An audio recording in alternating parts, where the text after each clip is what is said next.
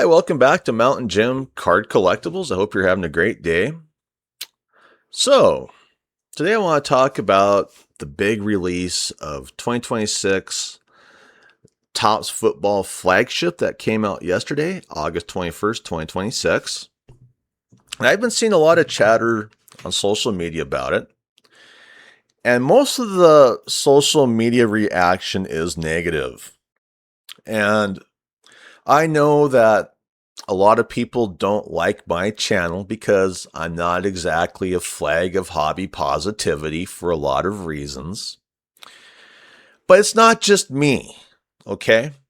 And I wish that the hobby would understand that there's just a lot of people out here anymore who aren't satisfied with what they're getting for the money that they're spending, all right?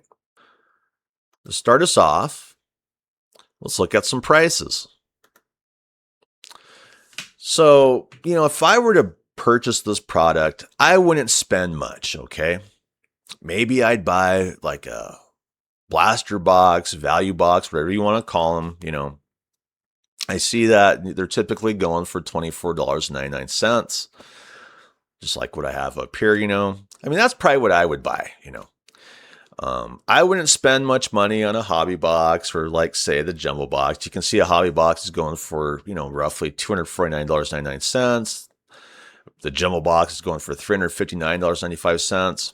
And then they have like the mega box at Target, which is retail for $49.99. I probably wouldn't even spend that much money. I'd probably just buy a blaster and that's it. Whatever you get, you get. Then you move on with your life. It's not going to destroy you. You know what I mean? So I probably would not buy a case of this product. Okay. Maybe there's some people who want to buy cases and try to flip it, but for this stuff, you might, run into some problems because there isn't a lot of excitement for it. And then we run into another issue for the class of 2026 rookies. Okay. It's not a very strong rookie class. And I know that right now the hobby's trying to prop up a few names, but that's what the hobby does. That's what the industry does. But still fairly early, in the season. We're still in preseason. So, for this rookie class, there might be a rookie that stands out more than the others as the regular season progresses. Okay.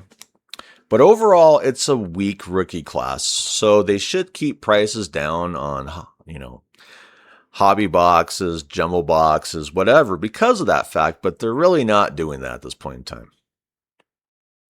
So this just came out from, let's see, NFL.com.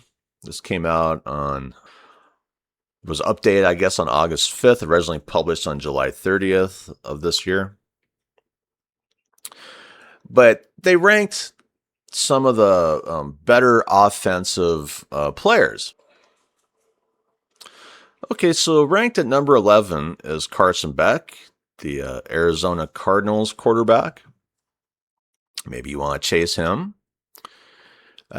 Number 10 is Antonio Williams. He's the wide receiver with the Washington Commanders. We have Omar Cooper Jr., who's a wide receiver with the New York Jets, who's ranked number 9th. We have Casey Concepcion, a wide receiver with the Cleveland Browns, who's ranked 8th. Dejon Stribling, wide receiver with San Francisco 49ers, who's ranked 7th. Mackay Lemon, who is a wide receiver with the Philadelphia Eagles, who's ranked 6th. Fernando Mendoza, who is a quarterback with the Las Vegas Raiders, is ranked 5th. And to me, he's likely the biggest chase at this point in time for this class of rookies, okay? He won the Heisman Trophy.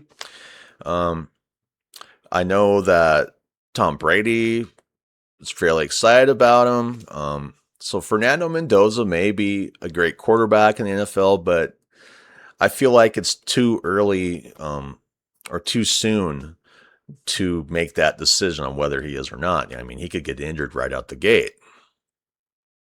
Okay, so ranked 4th is Cardinal Tate, a wide receiver with Tennessee Titans. Ranked third is Jadarian Price, who's a running back for the Seattle Seahawks.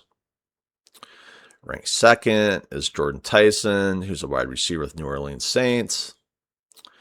And ranked first is Jeremiah Love, who's a running back with the Arizona Cardinals. So, Jeremiah Love, okay, I've been seeing his name quite a bit. Now, I haven't hit the Topps website, for the checklist on this set, so I'm not even sure if he's in the set. I'm guessing he is, but that's something to consider, if you're chasing rookies. Is Jeremiah Love at this point in time maybe one of the best ones to hit, depending on how his season goes. But overall, it's not the strongest rookie class, okay? So if you're chasing big name rookies, you're likely going to struggle. And that takes me to X, because there's a lot of chatter on X about this set and, what people are pulling. A lot of people just aren't satisfied with what they have, okay? This comes from Cards Schmo. It says these boxes are trash. Looks like that's a hobby box that he has up there. All right.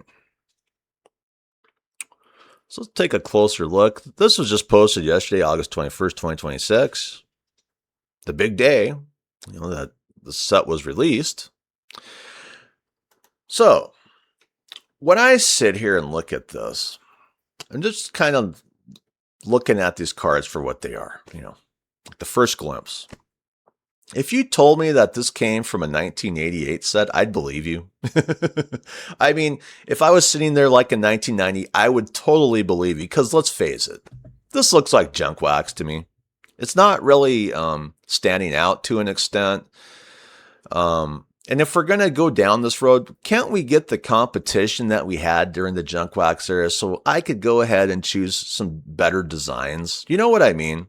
Like, give me Pinnacle, give me something with a fresh design on it. So he isn't very happy with what he pulled.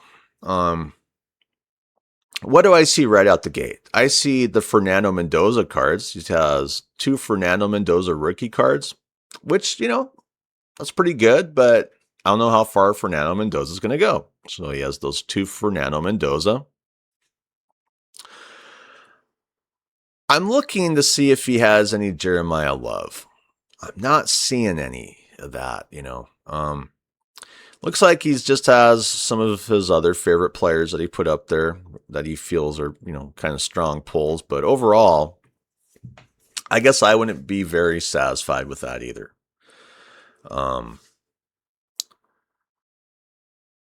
That insert, that doesn't look too impressive. That insert doesn't look too impressive. I'm guessing that's an insert. So the insert designs that I'm looking at, I'm just not impressed with.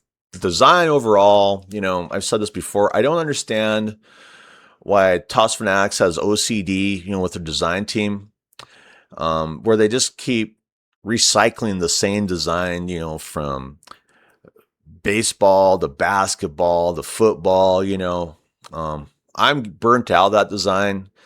I just don't understand why they can't have a different design for baseball, a different design for basketball, and a different design for football. I feel like that's what most card collectors would want.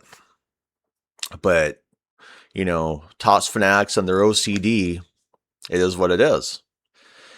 So when I look at something like this, I'm not overly impressed. Yeah, he has 2 of the better, rookie cards with the Fernando Mendoza, but it's not like they're numbered or parallels or anything. Those are just base. So there isn't a lot of value there. So let's see what people are saying.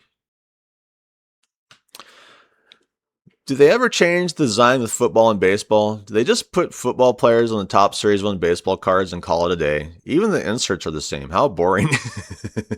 He replies, yeah, the designs are kind of boring. Laugh out loud. Yeah. And I just don't get it. Why do we have to have such boring designs? Why can't we make this hobby more exciting? Like, in the 90s, give me some pinnacle designs, give me something different, It says here, you bought one blaster, probably the worst format. Also, it's flagship. What did you expect? And he comes back, didn't know this was one blaster. Yeah. Because the picture up here, that's a hobby box. Okay. I don't know. Trash is an understatement. I got a hobby box. Didn't get an auto or a relic, as the box clearly marked on the front. Or nada. I haven't heard that in a while. Nada. I'm 100% convinced at Topps sends 90% of grails to breakers and influencers. Well, if you've been watching my channel, I have been just saying that over and over and over again. I mean, it feels like that's the way that, the Topps business plan works, is it's like, influencers, breakers get the best out of the trough to begin with, and then everyone comes in and gets the leftovers. And that's really the problem with this current market, is the way that the licensed product monopoly is working. When you only have one company that's cranking out licensed product, you're going to get a lot of burnout, because let's face it, they have this monopoly and their designs aren't very good. The pull rates aren't very good. There's a lot of bad issues with this product. Okay, so here's a picture, one hobby box. Let's see what he has here. So he has 1 of 10 Dylan Theinman auto, or rookie card auto, which is really kind of a rotten sticker the way they did that. I'm not sure why they did it that way. I wish they would try harder, for the design. And then, that's really not a very big name, Dylan Theinman. And then he has this Ruben Bain Jr. Defensive end rookie card. I guess he's proud of. I've never heard of him. We have this Derek Stingley Jr. cornerback sticker auto. And that's a decent pull, but it's not like his rookie card or anything. And, still it's a sticker. Then he has this numbered Amon-Ra St. Brown card. It's a nice looking card, but I don't know. Amon-Ra St. Brown is not as popular as he was. But, when I look at this, he could have done worse. Could have got goose egged on the auto. I didn't think overall that's too bad. But then again, if you're trying to get your value back on, like, say, a jumbo box, I just don't know if you'd get it with these pulls, to be quite honest. Fat packs and hanger packs is where it's at. Got 3 blasters, nothing, but got more out of 2 fat packs than I saw in a hobby box today. Now, that's something to consider. I mean, if you go out there and you run some fat packs, maybe buy a few of them to save some money. You get what you get. You're not going to get burnt too bad. I just wish they had a better design. Here's one. Retail is trash. A lot of this product is trash. I can't just point my finger at retail, and if anything, I'd point my finger at retail and say, yeah, just buy some cheap retail and go with it. And then you're done with it. Move on. I'm normally not that guy. I'm usually saying, go get yourself a hobby pack at an LCS or something. With this stuff, who cares? Hobby pack, retail pack. I just think it's all rotten at the end of the day. Here's one. I mean, we've been seeing the same design for a whole year across 3 sports now. It's played out, yeah. People are just really getting burnt out with the Topps design. I don't blame them. Give us some better eye candy. I don't understand why Topps doesn't get that idea of give us eye candy. Don't give us just, boring designs like they like to do. For as hard as Topps Fanatics fought to get this monopoly on football, Um, I guess I'm just not impressed. I'm really not, and other people aren't either, they're just asking themselves why. Why does it have to be this way? And really, I just feel like Topps fanatics, since they have this monopoly, it's like they're getting lazy. Are they laying off, their designers, their art designers? I just don't get it. So anyway, I'd like to thank my subscribers. You're the only reason I'm still doing this. If you could give me a thumbs up, I'd really appreciate it. YouTube's making it more and more difficult to get monetized. So if you could subscribe as a viewer, that would really help out my channel so I don't have to move to Rumble. To be quite honest, I even thought about just posting this up on Rumble. It's just, I know how YouTube is. So I definitely need those subscriptions before February 1st, 2026. Anyway, I hope you have a great day. I'm out of here. Bye.